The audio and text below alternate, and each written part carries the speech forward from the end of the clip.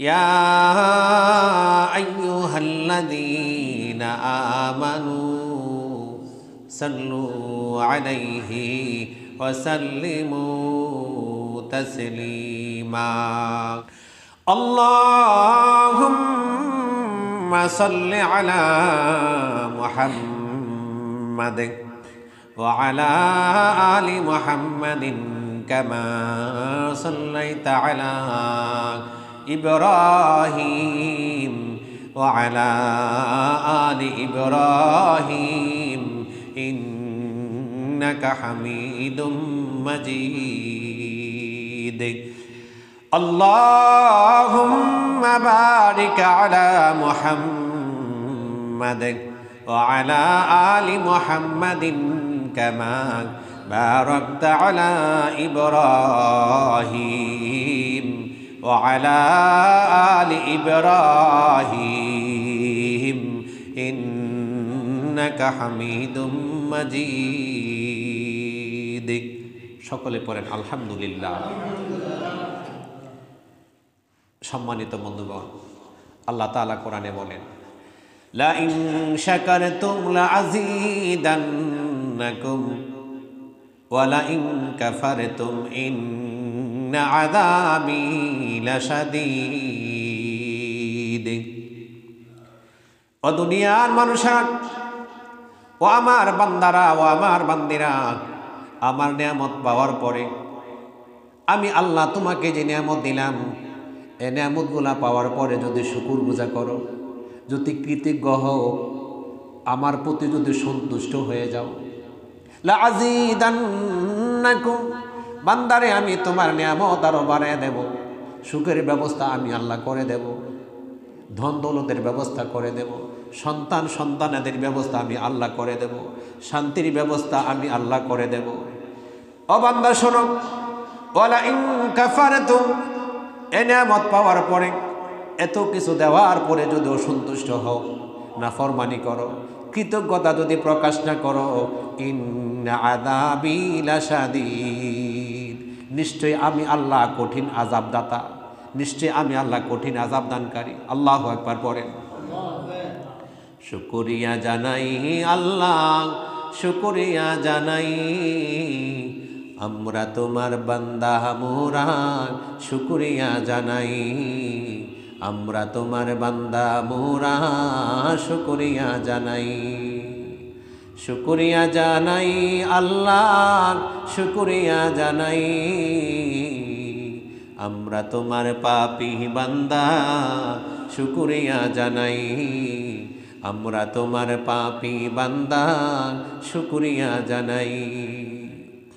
শুকরিয়া জানাই আল্লাহ, শুকরিয়া জানাই, আমরা তোমার পাপী বান্দা, শুকরিয়া জানাই, আমরা তোমার গুনাহগার বান্দা, শুকরিয়া জানাই। তোমারি কুদরতের পায়ে মাথা ঠেকাই বারে বারে, তোমারি কুদরতের পায়ে মাথা ঠেকাই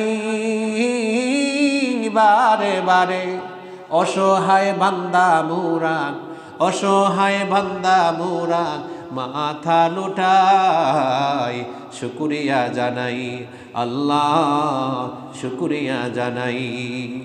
সম্মানিত আমার বন্ধুগণ, আল্লাহ রাব্বুল আলামিন বলেন, কাইফা তাকফুরুনা বিল্লাহি ওয়া কুনতুম আমওয়াতান ফাআহইয়াকুম সুম্মা ইউমীতুকুম সুম্মা ইউহয়ীকুম সুম্মা ইলাইহি তুরজাউন।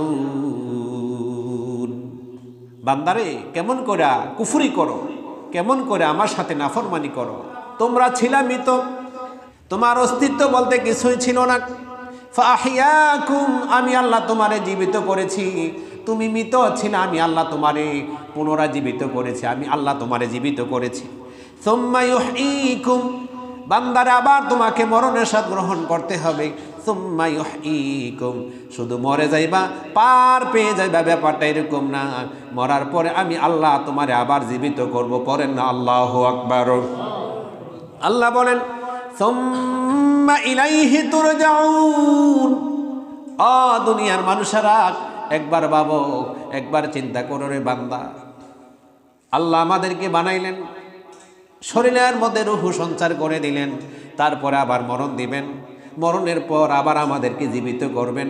আল্লাহর দরবারে আমাদের সকলকে হাজিরা দিতে হবে, আল্লাহর দরবারে আমাদেরকে দাঁড় করাবেন। আল্লাহ তাআলা বলেন, হাল আতা আলাল ইনসানি হিনুম মিনাদ দাহরি লাম ইয়াকুন শাইআম মাযকুরা। মানুষের জীবনে এমন একটা উল্লেখযোগ্য এমন একটা সময় কি ছিল না, তার অস্তিত্ব বলতে কিছুই ছিল না। আমাদের অস্তিত্ব বলতে কিছু ছিল না। আল্লাহ তাআলা বলেন, আমি দুনিয়ার মধ্যে ওই সন্তানের পিতা এবং মাতার মাধ্যমে এই সন্তানটারে দুনিয়ার মধ্যে পাঠালাম।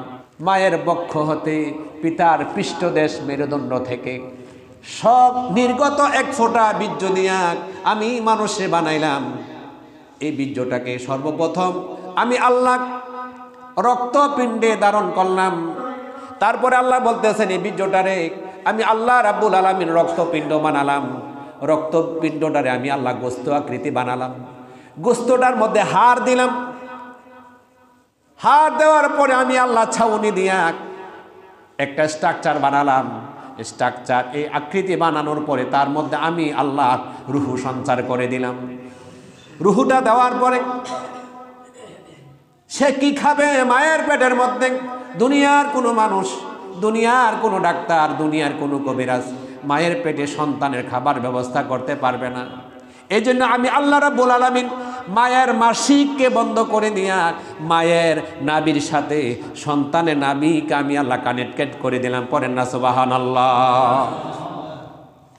মুখি দিয়া এই অপবিত্র রক্তটা ঢুকাইয়া দেই নাই, জবানটারে আমি আল্লাহ পবিত্র রাখলাম, যাতে করে দুনিয়ার মধ্যে আসার পরে আমার বান্দাগুলা এই পবিত্র জবান দেয়া তারা শুধু আমি আল্লাহ রাব্বুল আলামিনের প্রশংসা করবে, আমি আল্লাহ রাব্বুল আলামিনের গুণ গাবি, আমি আল্লাহর নাম তারা স্মরণ করবে। সম্মানিত আমার বন্ধুগণ, আল্লাহ বলেন, ইন্না খলাকনাল ইনসানা মিন নুতফাতিন আমশাজ। মা এবং বাবার দুইজনের সংমিশ্রণে আমি আল্লাহ রাব্বুল আলামিন এই দুনিয়ার মধ্যে মানুষকে পাঠিয়েছি। অনেকে মেয়ে সন্তান হইলে কষ্ট পায়, মেয়ে হইলে সহ্য করতে পারে না। এমনও ঘটনা হয়, স্ত্রীর সাথে দুর্ব্যবহার করে, হাত উঠায়, তালাকের ঘটনা পর্যন্ত সমাজে ঘটে নাই? আল্লাহ বলতেছে, বান্দা আমি শুধুমাত্র স্ত্রীর মাধ্যমেই এই জগতের মধ্যে মানুষ বানাই নাই। আমসাজ, স্বামী এবং স্ত্রীর উভয়ের বীর্যের সংমিশ্রণে আমি আল্লাহ মানুষকে বানিয়েছি। করেন আল্লাহু আকবার। তিনটা আয়াত তিনটা বিষয়ের সাথে সম্পর্ক। এক নম্বরে হলো আল্লাহ তাআলার আনুগত্য করা, বিশ্বনবী মুহাম্মদ রাসূলুল্লাহ সাল্লাল্লাহু আলাইহি ওয়াসাল্লামের আনুগত্য করা। আল্লাহ তাআলা বলেন, ইয়া আইয়ুহাল্লাযীনা আমানু আতিউল্লাহ ওয়া আতিউর রাসূল। ও ঈমানদারেরা, আমি আল্লাহর আনুগত্য করো, আল্লাহর আনুগত্য করো, বিশ্বনবী মুহাম্মদ রাসূলুল্লাহ সাল্লাল্লাহু আলাইহি ওয়াসাল্লামের আনুগত্য করো, তার অনুসরণ করো। দুই নম্বরে হলো আল্লাহ বলতেছে, বান্দারে নামাজ কায়েম করো, যাকাত প্রদান করো। আল্লাহ তাআলা পবিত্র কোরআনে বলেন, ওয়া আকিমুস সালাতা ওয়া আতুজ যাকাত। বান্দা নামাজ কায়েম করো এবং যাকাত প্রদান করো। তিন নম্বরে আল্লাহ বলতেছেন, বান্দা আমার প্রতি কৃতজ্ঞ হও, পিতা মাতার প্রতি কৃতজ্ঞ হও। আল্লাহর কৃতজ্ঞ হওয়ার পরপর আল্লাহ পিতা মাতার প্রতি কৃতজ্ঞ হওয়ার জন্য বলে দিয়েছেন। আল্লাহ রাব্বুল আলামিন বলেন, আনিশকুরুলি ওয়া লিওয়ালিদাইক ইলাইয়াল মাসির। বান্দা আমার প্রতি কৃতজ্ঞ হও এবং পিতা মাতার প্রতি কৃতজ্ঞ হও। ইলাইয়াল মাসির, একবার আমাদের সকলকে কোথায় চলে যেতে হবে? দুনিয়া ছেড়ে আমাদেরকে একবার পরপারে চলে যেতে হবে। দুনিয়াতে আমরা চিরদিন থাকব না। এই দুনিয়া ছেড়ে একবার আমাদেরকে কবরে যেতে হবে। যেতে হবে কি হবে না? আপনার বাবার কথা চিন্তা করেন। বাবা যদি দুনিয়ায় বেঁচে থাকে, মা যদি না থাকে, মায়ের কথা চিন্তা করেন। আজকে মা দুনিয়া যদি না থাকে, মা বাবা আছে, দাদা দাদির কথা চিন্তা করেন, নানা নানির কথা চিন্তা করেন, তারা আজ কোথায় আছে, কোন অবস্থায় আছে? এতিম হালাতে কবরে আছে, কবরের মধ্যে কোন অবস্থায় আছে আমরা কেউ তো বলতে পারি না। পারি নাকি? মানুষ কই যাহে রে আরে দুনিয়া ছাড়িয়া, মসজিদের পালকি এনে দুলা দে সাজায়া তারে জনমের লাগিয়া। দেখি দেয় না? মানুষে কই যাহে রে আরে দুনিয়া ছাড়িয়া, মসজিদের পালকি এনে দুলা দে সাজায়া তারে জনমের লাগিয়া। এই বাড়ির লাগিয়া কত করলা মারামারি, মামলা মোকদ্দমা কইরা খুয়াইলা রে করি। এই বাড়ির লাগিয়া কত করলা মারামারি, মামলা মোকদ্দমা কইরা খুয়াইলা রে করি। আজকে তুমি চলে যাও রে সব কিছু ফেলিয়া, মানুষ কই যায় রে, মানুষ কই যাহি রে দুনিয়া ছাড়িয়া, মসজিদের পালকি এনে দুলা দে সাজায়া তারে জনমের লাগিয়া। ঠিক না বেঠি? হাজিরিন, প্রতিক্ষণ প্রতি মুহূর্তে কবরের কথা স্মরণ করেন। যত আলোচনা করি, যাই কিছু করি না কেন, নিজের আমল ইমান যদি ঠিক না করতে পারি, কোনো ফায়দা হবে না। আল্লাহ রাব্বুল আলামিন হাদিসে কুদসির মধ্যে বলেন, আমি আল্লাহ রাব্বুল আলামিন যদি আমার পরে দুনিয়ার কাউকে সেজদা করার জন্য বলতাম, যদি বলতাম আমার পরে এমন ব্যক্তিকে এমনজনকে সেজদা করা জায়েজ আছে, তাহলে প্রত্যেকটা সন্তানকে বলতাম তারা যেন তাদের মা বাবারে সেজদা করে। আল্লাহু আকবার বলবেন না? কত সম্মান আল্লাহ দিলেন। আল্লাহ রাব্বুল আলামিন বলেন, অকদা রাব্বুকা আল্লা তা'বুদু ইল্লা ইয়াহু ওয়া বিল ওয়ালিদাইনি ইহসানা। চূড়ান্ত সিদ্ধান্ত এটাই, আমরা গোলামি করব কার? জবান ছেড়ে পড়েন, গোলামি করব কার? ওয়া বিল ওয়ালিদাইনি ইহসানা, পিতা মাতার প্রতি ইহসান করতে হবে, ভালো আচরণ করতে হবে, সম্মানসূচক আচরণ করতে হবে। যাদের পিতা মাতা নাই, দুনিয়া ছেড়ে চলে গেছে, কি করবেন তাদের জন্য? তাদের রুহের মাগফিরাতের জন্য আল্লাহ দরবারে দুই হাত তুলে দোয়া করবেন। একটা আমলের কথা বলবো, আমলটা ছেড়ে দিয়েন না। প্রত্যেক নামাজের পর পিতা মাতার জন্য দুই হাত তুলে আল্লাহ দরবারে দোয়া করবেন, রব্বির হামহুমা কামা রব্বায়ানি সগীরা। যেমন সেটা সবাই পড়েন, রব্বির হামহুমা কামা রব্বায়ানি সগীরা। হে আমার রব, হে আমার আল্লাহ, ছোটকালে আমার মা আমার বাবা যেমন করে আমাকে আদর করলো, আমাকে ভালোবাসলো। মা কত শতবার সন্তানের মুখে ঠোঁটে চুমা খাইলো, আজকে এতিম হালাতে মা কবরে, বাবা কবরে। বাবার কথা চিন্তা করেন না, মায়ের কথা তো একবারও চিন্তা করেন না। আপনাকে মানুষ করার জন্য আমি আপনি যখন ছোট ছিলাম, টে টে করা শব্দ ছাড়া কোনো আমাদের পথ ছিল না। মাকে যখন বিরক্ত করতাম, মায়ের কোলে যখন প্রস্রাব করে দিতাম, মা কখনো বিরক্ত হয় নাই, আতরের মতো এগুলাকে ব্যবহার করেছে। মা দুঃখিনী, কত কষ্ট স্বীকার করলো, কত কষ্ট মা আমাদের জন্য করলো। ছোট মানুষ কথা বলতে পারে না, আ আ করে শব্দ করে, ওয়া ওয়া করে কান্না করে।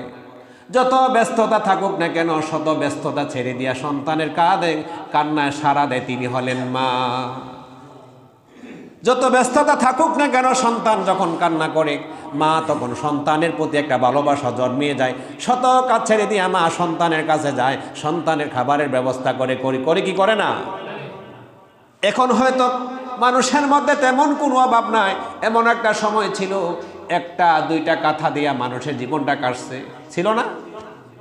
সন্তান যখন বিছানার মধ্যে প্রস্রাব করে দিছে, মা সারা রাত্র বিছানায় ওই প্রস্রাবলা বিছানার মধ্যে ভিজা জায়গার মধ্যে রয়েছে, আর সন্তানের জন্য শুকনা জায়গার ব্যবস্থা করে দিল। পিতামাতার প্রতি কেমন করে সন্তান নাফরমানি করে, পিতা মাতার প্রতি কেমন করে সন্তান বেয়াদবি করো। আল্লাহ তাআলা বলতেছেন, ইম্মা ইয়াবলুগান্না ইনদাকাল কিবারা আহাদুহুমা আও কিলাহুমা ফালা তাকুল লাহুমা উফফিন ওয়ালা তানহারহুমা ওয়া কুল লাহুমা কাওলান কারীমা। সন্তানরে তোমার মা এবং বাবা একজন অথবা উভয়জন তারা যদি বৃদ্ধ হইয়া যায়, তারা যদি বুড়া হইয়া যায়, সন্তান তাদের সামনে তোমরা উফ শব্দ বলো না, তাদেরকে চোখ রাঙায় কথা বলো না, তাদেরকে তোমরা ধমক দিও না।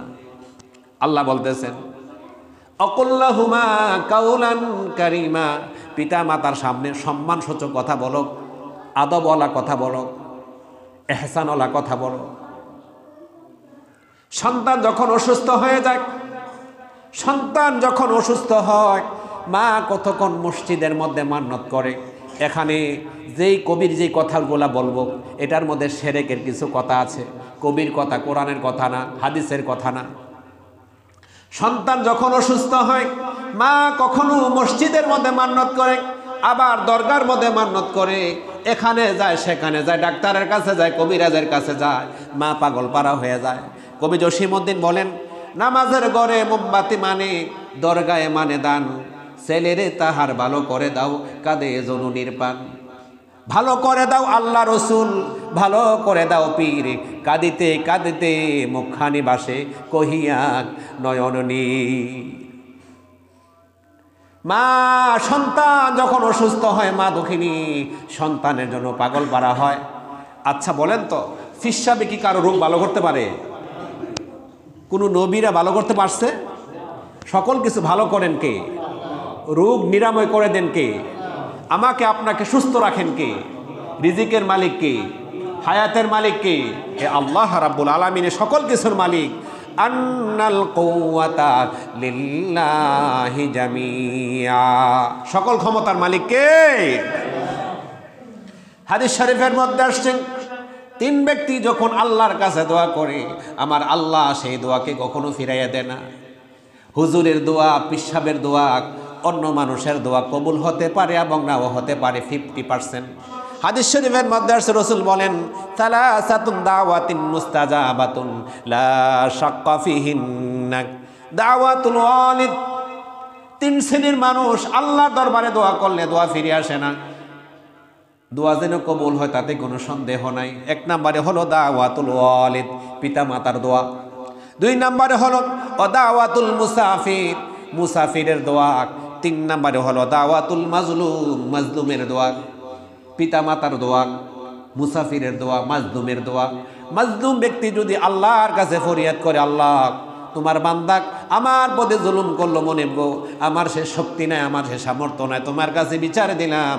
হাদিসের মধ্যে আসছে, আল্লাহ রাব্বুল আলামিন দোয়াকে মঞ্জুর করে নে, পড়েন সুবহানাল্লাহ।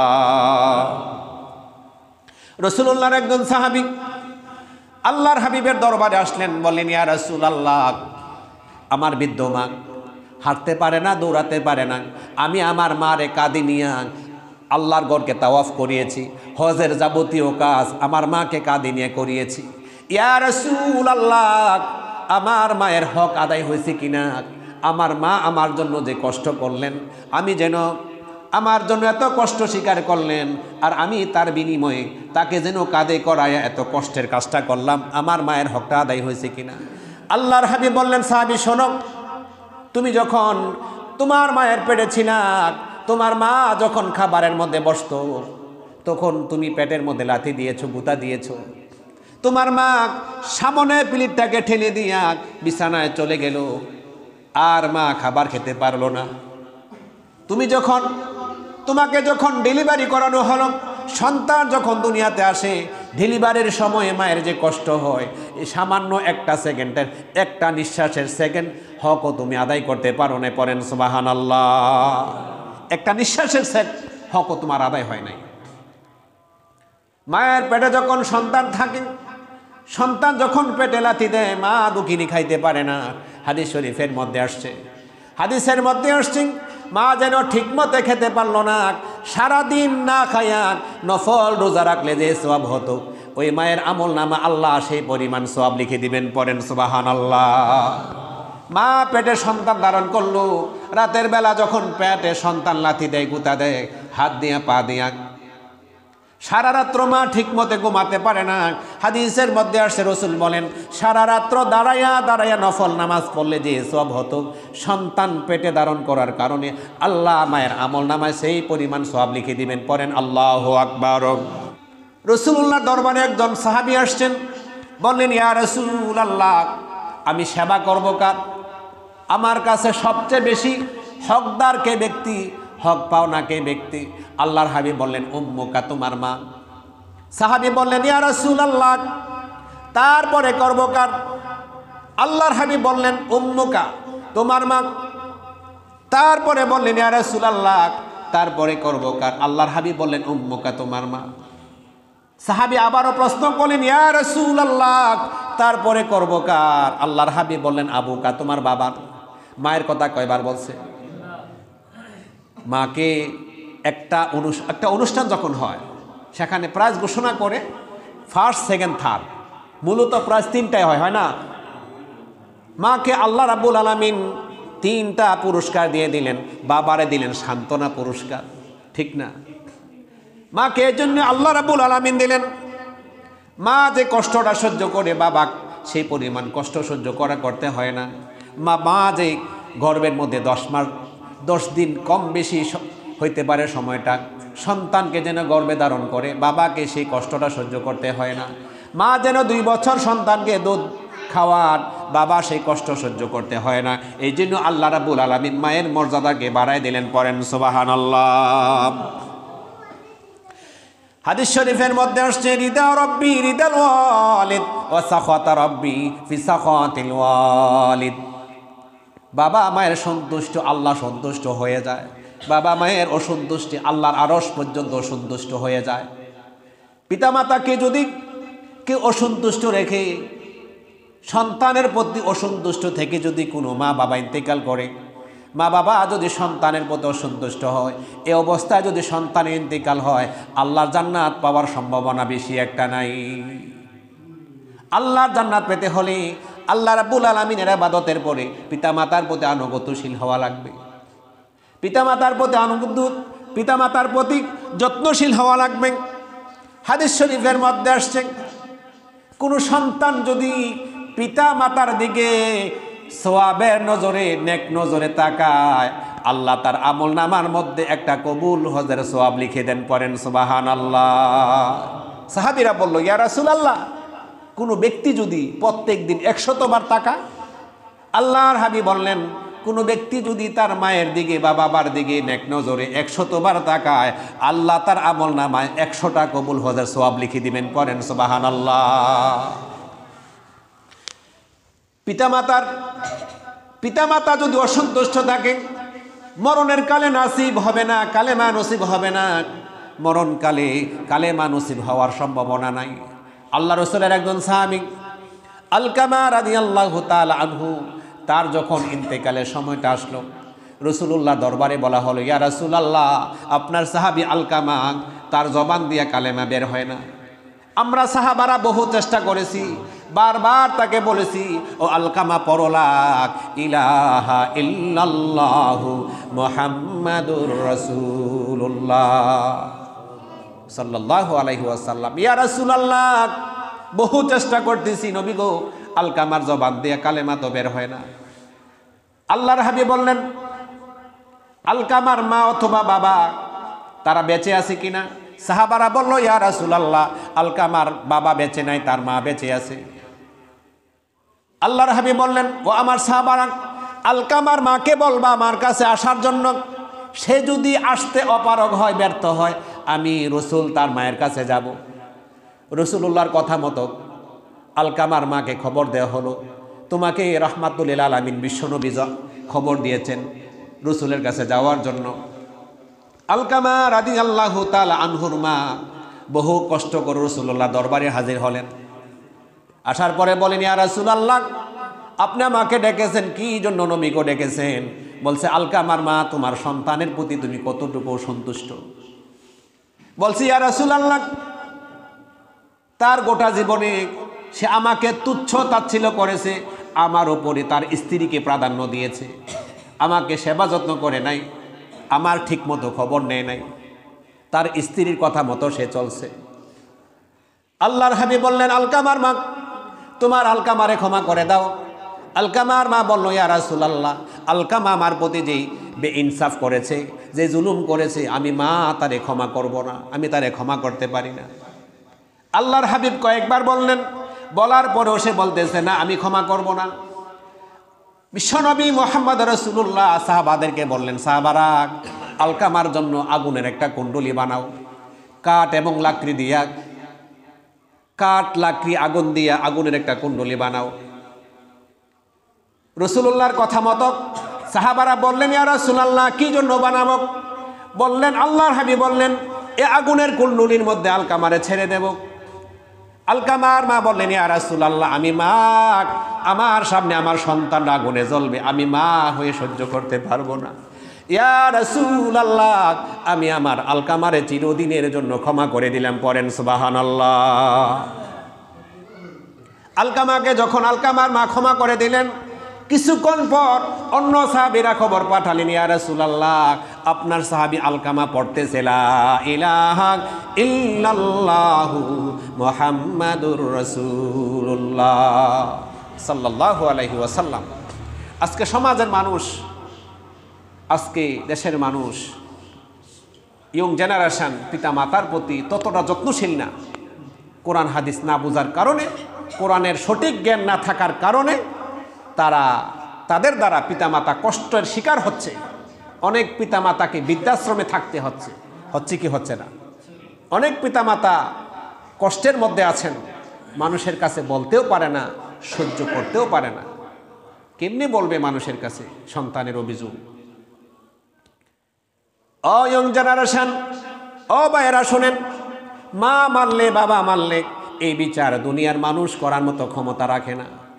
রাসূলুল্লাহর একজন সাহাবী আবু হুরায়রা রাদিয়াল্লাহু তাআলা আনহু, তিনি একদিন রাসূলুল্লাহর দরবারে ছিলেন। বাড়িতে আসতে আসতে তার বিলম্ব হয়ে গেল, রাত গভীর হয়ে গেল। আবু হুরায়রা রাদিয়াল্লাহু তাআলা আনহুর মা বললেন, আবু হুরায়রা, বাড়িতে আসতে তোর বিলম্ব হইল কেন? বলল, মা, যে রসুলের কদম ছুলি, যে রসুলেরকে বিশ্বাস করলে, যে রসুলকে মানলে দুনিয়া ধন্য হয়, আখিরাতে ধন্য হয়, ওই নবীর কদমে ছিলাম, ওই রসুলের পাশে আমি ছিলাম। ওই রসুলুল্লাহর কাছে থাকার কারণে আমার বিলম্ব হয়ে গেছে। আবু হুরায়রার মা বলেন, আমি যখন বিশ্ব নবী মুহাম্মদ রাসূলুল্লাহ সাল্লাল্লাহু আলাইহি ওয়াসাল্লামের কথা বললাম, তখন আমার মা তেলে এবং বেগুনে জ্বলে উঠল, তার আর সহ্য হচ্ছে না। আল্লাহর হাবিবের কথা শোনার পরে আবু হুরায়রার মা আরো উত্তেজিত হয়ে গেলেন। আবু হুরায়রাকে মারধর শুরু করলেন, মারতে মারতে তাকে একবার অজ্ঞান করার অবস্থা। আবু হুরায়রা রাদিয়াল্লাহু তাআলা আনহু বললেন, ও বৃদ্ধ মা, তোমার শরীরের মধ্যে যতটুকু শক্তি আছে সকল শক্তি দিয়ে আমারে মারো, আমি বিশ্ব নবীর কদম ছেড়ে দিতে পারি না, আমি ঈমান থেকে দূরে চলে যেতে পারি না। পড়েন সুবহানাল্লাহ। এই শরীরের মধ্যে মাইন নিয়া মনটাকে মলিন করে রাসূলুল্লাহর দরবারে গেলেন। আল্লাহর হাবিব বলেন, আবু হুরায়রা, মনটা মলিন কেন? চেহারাটা কালো হয়ে আছে কেন? কান্না কান্না বাপ কি জন্য? বলছে, ইয়া রাসূলুল্লাহ, আমি যখন ইসলাম ধর্ম গ্রহণ করেছি, আমি আপনার কাছে ইসলাম ধর্ম গ্রহণ করার কারণে, আপনার প্রতি ঈমান আনার কারণে আমার মা আমাকে মেরেছে। আল্লাহর হাবিব বললেন, তুমি কি তোমার মায়ের বিপক্ষে, তোমার মায়ের বিরুদ্ধে আমার কাছে নালিশ করতে আসছো, অভিযোগ করতে আসছো? বলছি, ইয়া রাসূলুল্লাহ, আপনার কাছে আমি অভিযোগের জন্য আসি নাই, বরংস আমি আপনার কাছে দোয়ার জন্য এসেছি। আপনি যদি দোয়া করেন, হতে পারে আমার মা মুশরিকা থেকে মুসলমান হয়ে যাবেন। আল্লাহর হাবিব বললেন, আবু হুরায়রা, তুমি যদি তোমার মায়ের বিপক্ষে আমার কাছে নালিশ দিতা, আমি বিশ্বনবী তোমার মায়ের বিচার করার মতো ক্ষমতা রাখি না। কত পাওয়ারফুল নবী, আল্লাহর পরে যার মর্যাদা, তিনি বলতেছেন, মা মানলে এই বিচার আমি রসুল করার ক্ষমতা রাখি না। আবু হুরায়রা রাদিয়াল্লাহু তাআলা আনহু বলেন, ইয়া রাসূলুল্লাহ, নালিশ দিতে আসি নাই, দোয়া নেওয়ার জন্য আসছি। রাসূলুল্লাহর দোয়ার মধ্যে লাগাইয়া আবু হুরায়রা বাড়ির দিকে দৌড়াচ্ছিলেন। পথের মধ্যে একজন সাহাবী আবু হুরায়রার পাঞ্জাবি জামা পিছন দিয়ে টেনে ধরল। দৌড়াচ্ছ কেন ভদ্র মানুষ? বলছে আমাকে ছেড়ে দাও, আমি দৌড়াইয়া প্রমাণ করতে চাই আমার দোয়ার পাওয়ার বেশি না বিশ্ব নবীর দোয়ার পাওয়ার, আমার দৌড়ের পাওয়ার বেশি না বিশ্ব নবী মুহাম্মদ রাসূলুল্লাহর দোয়ার পাওয়ার বেশি। সুবহানাল্লাহ বলবেন না? আমি দৌড়াইয়া প্রমাণ করতে চাই আমার দৌড়ের পাওয়ার বেশি না বিশ্ব নবী মুহাম্মদ রাসূলুল্লাহ সাল্লাল্লাহু আলাইহি ওয়াসাল্লামের দোয়ার পাওয়ার বেশি। আবু হুরায়রা বাড়ির মধ্যে আসলেন, ঘরের দরজা টানলেন। আবু হুরায়রার মা বলল কি? বলছেন মা আমি তোমার। আবু হুরায়রা দরজাটা খোলো। আবু হুরায়রা বলতেছেন আমি আমার মায়ের কণ্ঠের মধ্যে কোনো শিরকিয়াতের গন্ধ পেলাম না, আমি যেন আমার মায়ের কণ্ঠের মধ্যে তাওহীদের সেই সুঘ্রাণটুকু পেতেছিলাম। আমার মা যখন দরজাটা খুলল, আমার মায়ের মাথা থেকে চুল থেকে পানি টপ টপ করে জমিনে পড়তেছিল। একটা কাপড় পরিধান করে আমার মা বললেন আবু হুরায়রা তুই ইসলাম ধর্ম গ্রহণ করেছ, ঈমান এনেছ, তুই ভালো কাজ করেছ, আমাকে নিয়ে চল বিশ্বনবীর দরবারে, আমিও রাসূলুল্লাহর কাছে যে ঈমান গ্রহণ করব। আবু হুরায়রা রাদিয়াল্লাহু তাআলা আনহু বলেন আমি আমার মাকে সঙ্গে করে নিয়ে রাসূলুল্লাহ দরবারে গেলাম। যাওয়ার পরে আমার মা রাসূলুল্লাহ দরবারে যাইয়া ঈমান এনে পাঠ করলেন লা ইলাহা ইল্লাল্লাহু মুহাম্মাদুর রাসূলুল্লাহ সাল্লাল্লাহু আলাইহি ওয়াসাল্লাম। আমরা পুরুষ মানুষ, আমাদের পায়ের নিচে থাকে জুতা, আর আল্লাহ তাআলা নারীদেরকে মাদেরকে এত সম্মান দিলেন। হাদিস শরীফের মধ্যে আসছে আল জান্নাতু তাহতা আকদামিল উম্মাহাত, মায়ের পায়ের নিচে সন্তানের জান্নাত। এটা হাদিসের কথা। মায়ের পায়ের নিচে আল্লাহর জান্নাত। অনেক ছেলেরা মায়ের কথা, স্ত্রীর কথা শোনে, স্ত্রীর কুপরামর্শে মায়ের সাথে চোখ রাঙ্গাইয়ে কথা বলে, আছে কি নাই? যুবক সমাজেরা, আমার ভাইয়েরা, যাদের মা বাবা আছে, আমি বলবো মা বাবাকে সেবা করেন, মা বাবাকে সেবা করেন, আল্লাহর গোলামি করেন, আল্লাহর জান্নাত আপনাদের জন্য সহজ হয়ে যাবে। জান্নাতে মায়ের পায়ের নিচে বলছেন নবী হাদিসেতে, আরে দয়ালে নবীর কথা তোমাদের ভালো লাগে না, আল্লাহ নবীজির দয়া তারা পাবে না। কোনো মা এবং বাবা যদি সন্তানের প্রতি অসন্তুষ্ট হয়, রাসূলুল্লাহর সুপারিশ পাওয়ার সম্ভাবনা খুব কম। হাদিস শরীফের মধ্যে আছে রাসূল ফরমান সালাসাতুন কাদ হারামাল্লাহু আলাইহিমুল জান্নাহ, তিন ব্যক্তির জন্য আল্লাহ জান্নাত হারাম করে দিবেন। এক নম্বরে হলো মুদমিনুল খামার, যে মদ পানকারী, যে ব্যক্তি মদ খায়, মদখোর। দুই নম্বরে হলো আল আক, পিতামাতার অবাধ্য সন্তানের জন্য আল্লাহর জান্নাত হারাম। অদায়ুসুল্লাযী ইউকিরু ফি আহলিহিল খাবাস, ওই দায়ুস ওই ব্যক্তিকে বলা হয় যে তার পরিবারকে পর্দার মধ্যে রাখে না। ওই পুরুষকে দায়ুস বলা হয় যে পুরুষ তার পরিবারকে, তার আহেলকে পর্দার মধ্যে রাখে না, উলঙ্গ হয়ে চলাফেরা করার জন্য স্বাধীনতা দিয়ে দিয়েছে, তাদেরকে পর্দার ব্যবস্থা করে নাই। এ তিন শ্রেণীর মানুষ আল্লাহ তাদের জন্য জান্নাতকে হারাম ঘোষণা করেছেন। পড়েন নাউযুবিল্লাহ। আল্লাহ রাব্বুল আলামিন বলেন ওয়াসাইনাল ইনসানা বিওয়ালিদাইহি ইহসানা, আমি মানুষকে আদেশ করেছি তোমরা পিতামাতার প্রতি ইহসান হও। হামালাতুহু উম্মুহু কুরহাও ওয়া ওয়াদাআতুহু কুরহান, তোমার মা কষ্টের পর কষ্ট স্বীকার করে তোমাকে 10 মাস গর্ভে ধারণ করেছে।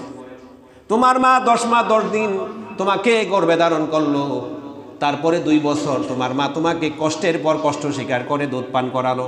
ওই মায়ের প্রতি তোমরা অসন্তুষ্ট হইও না, মায়ের প্রতি তোমরা খারাপ আচরণ করো না। সম্মানিত বন্ধুগণ,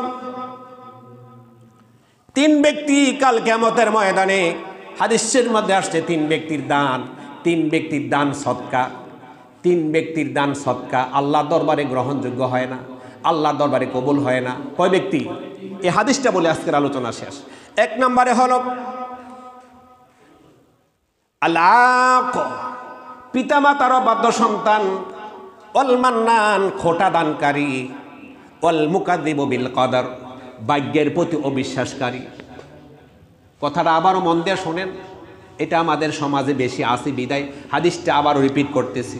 হাদিস শরীফের মধ্যে আসছে 3 ব্যক্তির আমল আল্লাহ দরবারে গ্রহণযোগ্য না। কাল কিয়ামতের ময়দানে যেই দিন আল্লাহ ইনসাফ কায়েম করবেন, যেই দিন আল্লাহর বিচার ছাড়া অন্য কোনো বিচারকের কোনো বিচারই চলবে না, মাতব্বরি চলবে না, ওই দিন তিন ব্যক্তির আমল আল্লাহর দরবারে গ্রহণযোগ্য হবে না বলে প্রমাণিত হবে। এক নম্বরে হলো আল-আক, পিতামাতার অবাধ্য সন্তান, পিতামাতার অবাধ্য সন্তান। দুই নম্বরে হলো অল-মান্নান, খোঁটা দানকারী, একটু উপকার করছে বারবার জনসম্মুখে বলে, আছে কি নাই, একটু উপকার করছে আর কি, কোনো কারণে বিপদে, দোকানে, রাস্তাঘাটে, এখানে সেখানে বলতেই থাকি, আমি না তোমার এই কাজটা করলাম, এমনি বলে যে না আমি চাই না, আসলে কথাটা উদাহরণ হিসাবে বলি, উদাহরণ হিসাবে বলেন, আর যেভাবে বলেন না কেন আপনি তাকে খোঁটা দিয়েছেন, আপনার আমল আল্লাহর দরবারে গ্রহণযোগ্য হবে না। তিন নম্বরে হলো যে ব্যক্তি তাকদীরের প্রতি, ভাগ্যের প্রতি অবিশ্বাসী,